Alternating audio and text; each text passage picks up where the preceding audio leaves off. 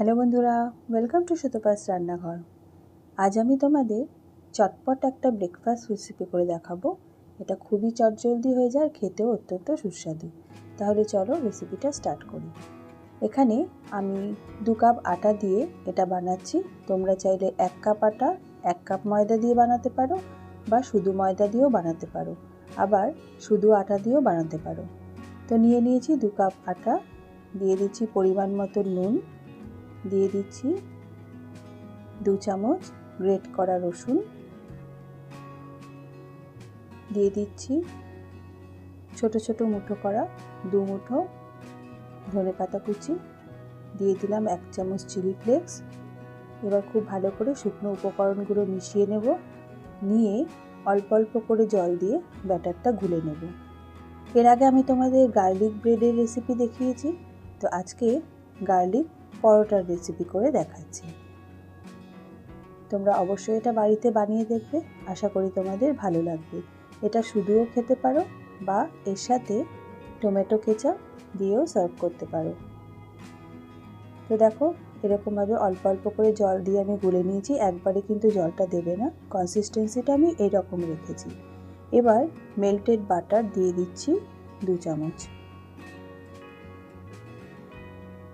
প্রথমে আমি বাটিটা গরম করে বাটারটা দিয়ে, আর কিন্তু গ্যাসটা জ্বালাইনি, ওই গরম বাটিতেই বাটারটা গলিয়ে নিয়েছি। এবার খুব ভালো করে গুলে নিয়ে আমি প্রথমে কড়াইতে কোনো তেল না দিয়ে এমনি দিয়ে দিলাম, আর হাতার মাধ্যমে এরম একটু ছড়িয়ে দিচ্ছি। তারপরে এক পিঠ ভাজা হলে যখন ওপরটা শুকিয়ে আসবে, তখন আমি 4 সাইড দিয়ে একটু বাটার দিয়ে দেবো।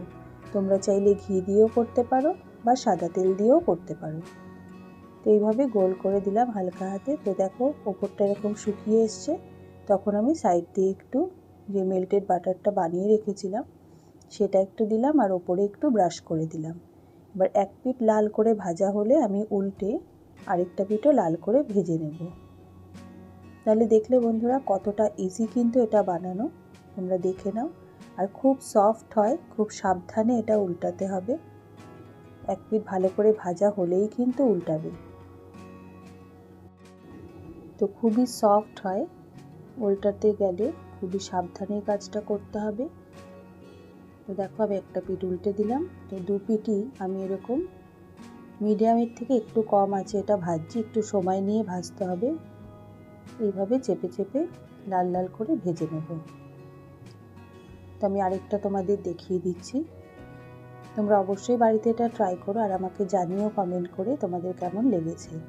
তো বন্ধুরা, তোমরা যারা আমার চ্যানেলে নতুন বন্ধু আছো, তারা অবশ্যই আমার চ্যানেলটা সাবস্ক্রাইব করে দিয়ে আমার পাশে থাকার অনুরোধ রইল। আর যদি আমার রেসিপিগুলো তোমাদের ভালো লাগে, তাহলে একটা লাইক কমেন্ট শেয়ার করতে কিন্তু ভুলো না। আর হ্যাঁ, বেল আইকনটা অবশ্যই প্রেস করে দিও, তাহলে আমি যখনই কোনো নতুন রেসিপির আপডেট দেবো, তোমাদের কাছে প্রথমেই নোটিফিকেশনটা চলে যাবে। তো দেখো এইভাবে শুকিয়ে যখন এসছে ওপরটা, সাইড দিয়ে আমি একটু বাটার দিয়ে দিলাম, আর ওপর দিয়েও একটু বাটার ব্রাশ করে দেবো। এই একই পদ্ধতিতে আমি সবগুলো ভেজে নেব। তাহলে দেখলে তো কতটা ইজি আর কতটা ঝটপট হয়ে গেল। এবার একটা পিঠ লাল লাল একটু ভাজা হলে খুব সাবধানে উল্টে দিতে হবে।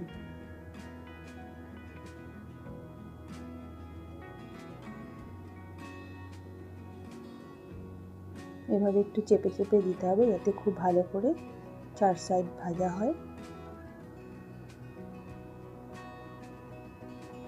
ভাজার সময় একটু সময় নিয়ে করতে হবে বন্ধুরা।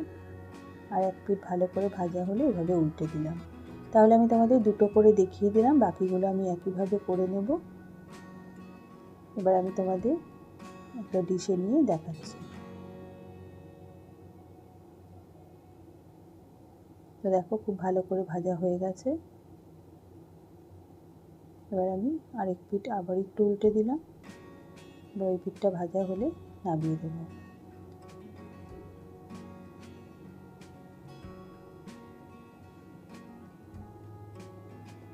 তো দেখো বন্ধুরা, এইরকমভাবে ভেজে নিতে হবে।